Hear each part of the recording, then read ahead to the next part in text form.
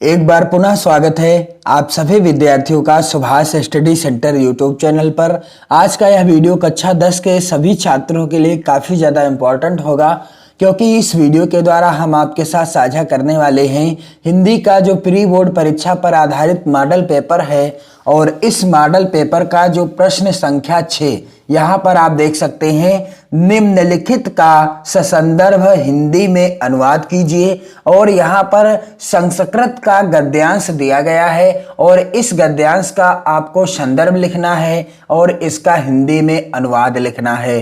तो कैसे लिखेंगे आप इसका संदर्भ और हिंदी में अनुवाद? बिल्कुल आसान तरीके से अपनी बोर्ड परीक्षा में और अपनी प्री बोर्ड परीक्षा में, ताकि आपको अच्छे नंबर प्राप्त हो सके। तो चलिए मैं आपको बता दूं इसका जो है संदर्भ और हिंदी अनुवाद क्या हो जाएगा। उससे पहले यदि आपने चैनल को सब्सक्राइब नहीं किया है तो चैनल को सब्सक्राइब कर लें और बेल आइकन को भी जरूर दबाएं, ताकि आने वाली प्रत्येक वीडियो का नोटिफिकेशन आप तक पहुंचता रहे और आप चैनल के साथ जुड़कर यूपी बोर्ड एग्जाम 2022 की बेहतर तैयारी कर सकें। चलिए क्या हो जाएगा हिंदी अनुवाद और कैसे लिखा जाएगा संदर्भ। सबसे पहले आपको हेडिंग डालना है प्रश्नोत्तर नंबर 6, या आप लिख सकते हैं उत्तर संख्या, या आप लिख सकते हैं प्रश्नोत्तर संख्या। और आपको गद्यांश के शुरुआत के शब्द को और अंतिम के शब्द को इस तरीके से लिखना है। जैसे यहाँ पर आप देख सकते हैं शुरुआत का शब्द है ऐसा नगरी, आप ऐसा नगरी भी लिख सकते हैं। और अंतिम का शब्द क्या है? पारसी भाषायाम कारिता। इस तरीके से आप यहां पर लिखेंगे। इसके बाद आपको हेडिंग डालना है संदर्भ, जो कि बिल्कुल आसान है। प्रस्तुत गद्यांश हमारी पाठ्य पुस्तक हिंदी के संस्कृत खंड के वाराणसी पाठ से उद्धृत है। प्रस्तुत जो गद्यांश है हमारी पाठ्य पुस्तक हिंदी के संस्कृत खंड के किस पाठ से है? वाराणसी पाठ से उद्धृत है, अवतरित है। अब गद्यांश का हिंदी अनुवाद क्या हो जाएगा? तो यहाँ पर आप देख सकते हैं गद्यांश में लिखा हुआ है एषा नगरी भारतीय संस्कृते संस्कृत भाषायाश्च केंद्र स्थली अस्ति। यह नगरी भारतीय संस्कृति और संस्कृत भाषा की केंद्र स्थली है। ऐसा नगरी भारतीय संस्कृते संस्कृत भाषायाश्च केंद्र स्थली अस्ति। इत एव संस्कृत वाङ्मयस्य संस्कृतेश्च आलोकः सर्वत्र प्राश्यतः। इत एव संस्कृत वाङ्मयस्य संस्कृतेश्च आलोकः सर्वत्र प्राश्यतः। क्या हो जाएगा हिंदी अनुवाद? यहीं से संस्कृत साहित्य और संस्कृति का प्रकाश सभी जगह फैला है। मुगल युवराजः दाराशिकोः अत्रागत्य भारतीय दर्शन शास्त्राणाम अध्ययनम अकरोत्। मुगल युवराजः दाराशिकोः अत्रागत्य भारतीय दर्शन शास्त्राणाम अध्ययनम अकरोत्। इसका हिंदी अनुवाद क्या हो जाएगा? मुगल युवराज दाराशिकोह ने यहाँ आकर भारतीय दर्शन शास्त्रों का अध्ययन किया था। मुगल युवराज ने कहाँ आकर? वाराणसी आकर के भारतीय दर्शन शास्त्रों का अध्ययन किया था। सा तेषां ज्ञानेन तथा प्रभाविता अभवत यत तेन उपनिषदाम अनुवादः पारसी भाषायाम कारितः। वह उनके ज्ञान से इतना प्रभावित हुआ था कि उसने उपनिषदों का अनुवाद फारसी भाषा में कराया। इस तरीके से आप संदर्भ और हिंदी में अनुवाद लिखेंगे ताकि आपको अच्छे नंबर मिल सके। अगला प्रश्न क्या है? प्रश्न संख्या 7 का, जो कि इस प्रकार से है, अपनी पाठ्य पुस्तक से कंठस्थ किया हुआ कोई एक श्लोक लिखिए जो इस प्रश्न पत्र में ना आया हो। 2 नंबर का प्रश्न पूछा जाता है, आपको 2 श्लोक याद कर लेने हैं। यदि एक श्लोक प्रश्न पत्र में आ गया है तो आप उसको नहीं लिखेंगे, बल्कि उसके अतिरिक्त कोई दूसरा श्लोक लिख देंगे। तो यहाँ पर आपको इस प्रश्न के उत्तर में कुछ इस तरीके से लिखना है, प्रश्नोत्तर नंबर 7 का। और मैं आपको यहाँ पर दूसरा श्लोक बता रहा हूं। इसके पहले के वीडियो में मैंने आपको बताया था सर्वे भवन्तु सुखिनः सर्वे सन्तु निरामयाः सर्वे भद्राणि पश्यन्तु मां कश्चित् दुख भाग भवेत्। और यहाँ पर आपको यह भी श्लोक याद कर लेना है, मरणं मंगलम यत्र विभूतिश्च विभूषणम कौपीनम यत्र कौशेयम सा काशी केन मीयते। मरणं मंगलम यत्र विभूतिश्च विभूषणम कौपीनम यत्र कौशेयम सा काशी केन मीयते।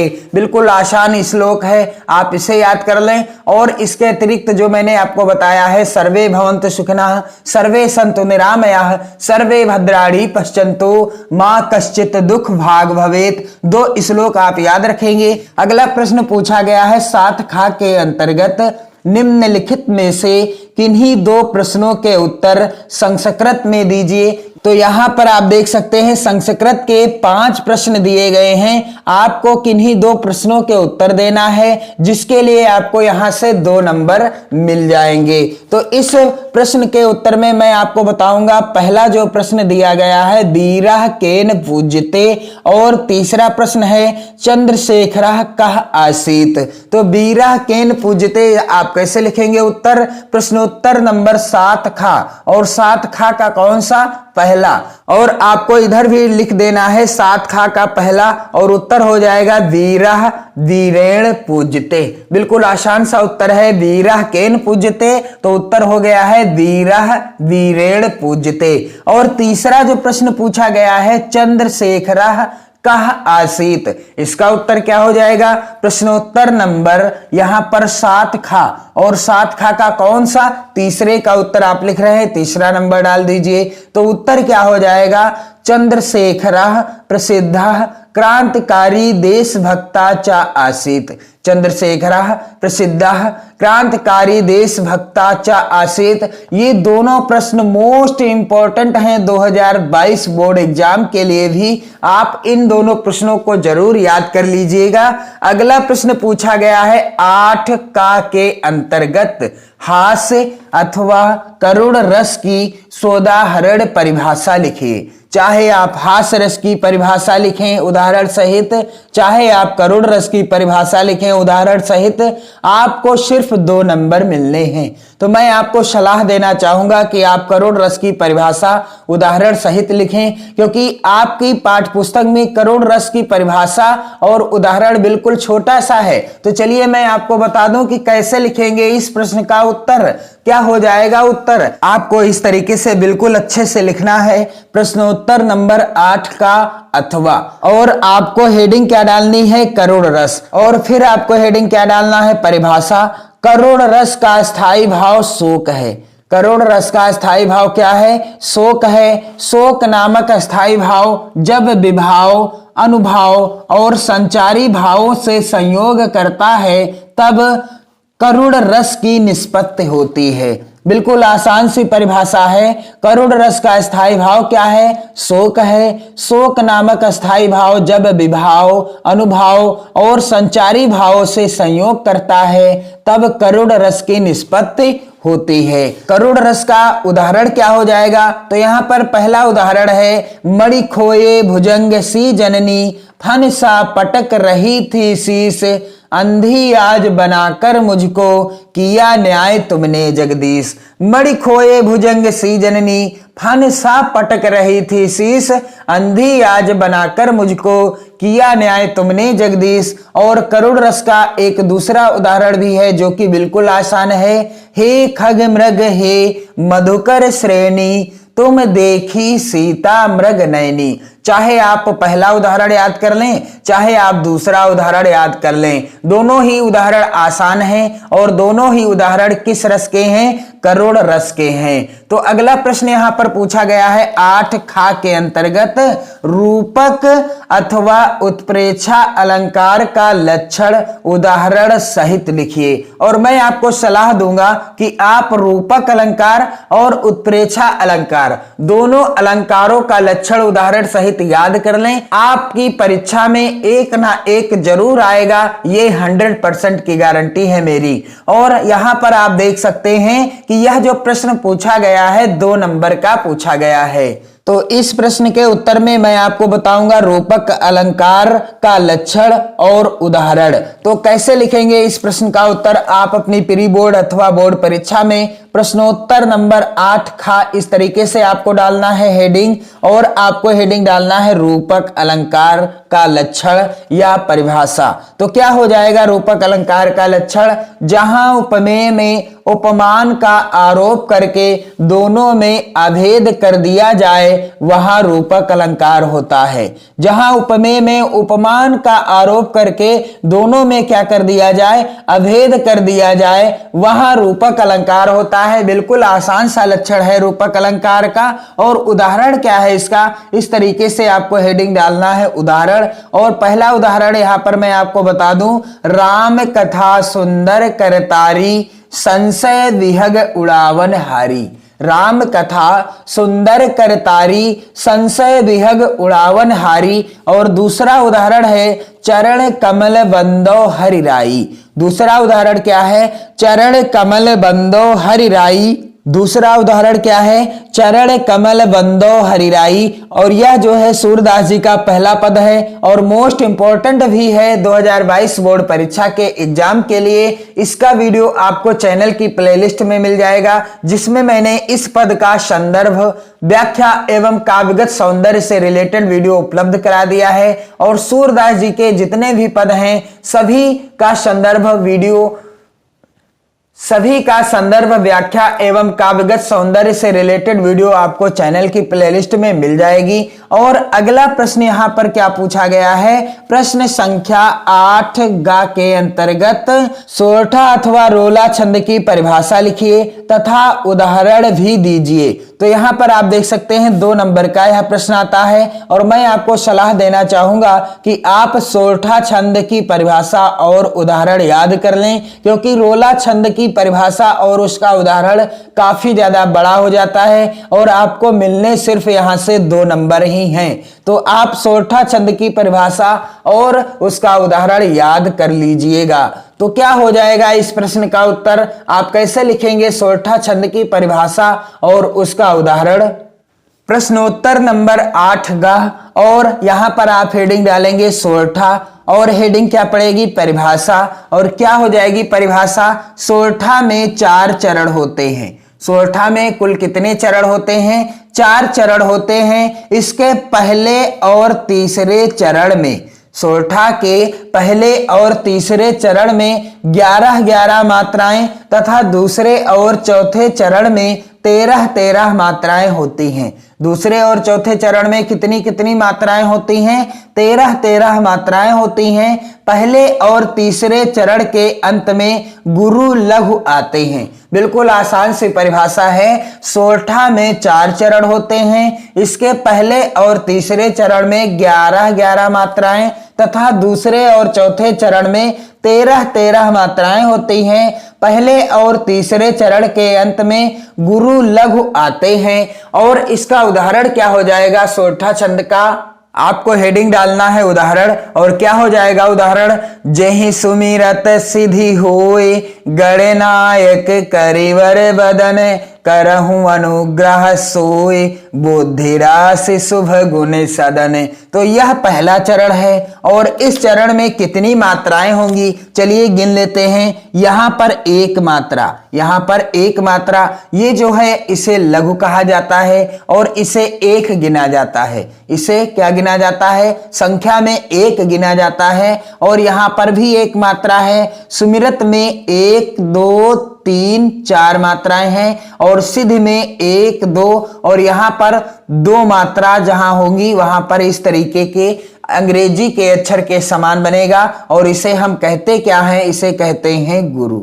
इसे क्या कहते हैं, इसे गुरु कहते हैं। और इसको क्या कहते हैं, इसको कहते हैं लघु। इसको क्या कहते हैं? लघु कहते हैं। आप ध्यान दीजिएगा कि लघु की एक मात्रा गिनी जाती है और गुरु की 2 मात्राएं गिनी जाती हैं। कितनी? 2 मात्राएं गिनी जाती हैं। मैंने आपको जानकारी दी है, बाकी आप ये चीज मत लिखिएगा, आपको सिर्फ मात्राएं लगाना है। और यहां पर कितनी मात्रा है? 1 मात्रा है। चलिए गिन लेते हैं कितनी मात्राएं निकल कर आई। 1 2 3 4 5 6 7 8 और 8 और 3 कितनी हो गई? 11 मात्राएं। कितनी मात्राएं हो गई? 11 मात्राएं हो गई। दूसरे चरण में कितनी मात्राएं हैं? गणनायक करिवर वदन, यह दूसरा चरण है। इसमें कितनी मात्राएं हैं? गणनायक में 1 2, यहां पर 2 मात्राएं, 1 1, और यहां पर करिवर में 1 2 3 4 और वदन में 1 2 3। चलिए गिन लेते हैं कितनी मात्राएं हैं। 1 2 और 2 और 2 4 हो गया, 5 6 7 8 9 10 और 3 कितनी हो गई? 13 मात्राएं। 13 मात्राएं यहां पर हो गई। आप देख सकते हैं कि दूसरा जो चरण है इसमें कितनी मात्राएं निकल कर आई हैं? 13 मात्राएं। तीसरे चरण में गिन लेते हैं कितनी मात्राएं हैं। करहु अनुग्रह सोए, यह तीसरा चरण है। तो इसमें कुल कितनी मात्राएं हैं? यहां पर 1 2 3 और यहां पर कितनी मात्राएं हैं? अनुग्रह में मात्राएं हो जाएंगी। यहां पर 1, यहां पर 2 मात्राएं हैं, क्योंकि यहां पर जो अक्षर है गा, इसमें रा लगा हुआ है, तो ये मात्रा यहां पर जुड़ जाएगी और यहां पर 2 मात्राएं मानी जाएंगी। और यहां पर 1 है, हा पर 1 मात्रा है। सोए यहां पर 2 और यहां पर 1। चलिए गिनिए कितनी मात्राएं निकल कर आई। 1 2 3 4 और 2 6, 6 2 8 और 3 11 मात्राएं। कुल कितनी मात्राएं निकल कर आ गई हैं? 11 मात्राएं निकल कर आ गई हैं। चौथा चरण बुद्धि राशि शुभ गुण सदन। तो यहां पर कितनी मात्राएं हो जाएंगी? बुद्धि में कितनी मात्राएं हैं? यहां पर 2 और यहां पर 1, और यहां पर रास में यहां पर हो जाएगी मात्रा 2 और यहां पर 1 मात्रा। यहां पर शुभ में 1 2 और यहां पर गुण में 1 1 और यहां पर 1 1। चलिए गिनिए कितनी मात्राएं हो गई। 2 और 1 3, 2 5 6 7 8 9 10 और 3 13 मात्राएं। 10 और 3 कितनी मात्राएं? 13 मात्राएं। तो यहां पर जो चौथा चरण है इसमें 13 मात्राएं निकल कर आई हैं। तो आप कह सकते हैं सोरठा छंद की परिभाषा के अंतर्गत कि सोरठा में 4 चरण होते हैं। कितने? 4 चरण होते हैं। इसके पहले और तीसरे चरण में, सोरठा के पहले और तीसरे चरण में 11 मात्राएं होती हैं तथा दूसरे और चौथे चरण में 13 मात्राएं होती हैं। और पहले और तीसरे चरण के अंत में, पहले और तीसरे चरण के अंत में क्या होता है? गुरु और लघु आते हैं। तो यहां पर आप देख सकते हैं पहले और तीसरे चरण के अंत में यहां पर गुरु और लघु आया हुआ है। यहां पर भी तीसरे चरण में भी गुरु और लघु आया हुआ है। तो कुछ इस तरीके से आप सोरठा छंद की परिभाषा और उसका उदाहरण तथा मात्राओं को गिनकर लिखेंगे। तो चलिए अगला प्रश्न क्या है। प्रश्न संख्या 9 का के अंतर्गत पूछा गया है, निम्नलिखित उपसर्गों में से किन्हीं 3 के मेल से एक एक शब्द बनाइए। तो इस प्रश्न का उत्तर और इसके बाद जितने भी प्रश्न बचे हुए हैं उन सभी का उत्तर मैं आपको वीडियो के अगले पार्ट में दूंगा। आप कमेंट कीजिएगा और इस वीडियो को आप ज्यादा से ज्यादा मित्रों में शेयर करें। वीडियो को लाइक करने के साथ साथ कमेंट भी करते रहें और अपनी नोट्स भी बनाते रहें और तरीका सीखते रहें कि कैसे प्रश्नों के उत्तर आपको बोर्ड परीक्षा में लिखने हैं। पढ़ते रहिए, मस्त रहिए, हमेशा खुश रहिए, अपना और अपने परिवारजनों का हमेशा ख्याल रखिए। जय हिंद।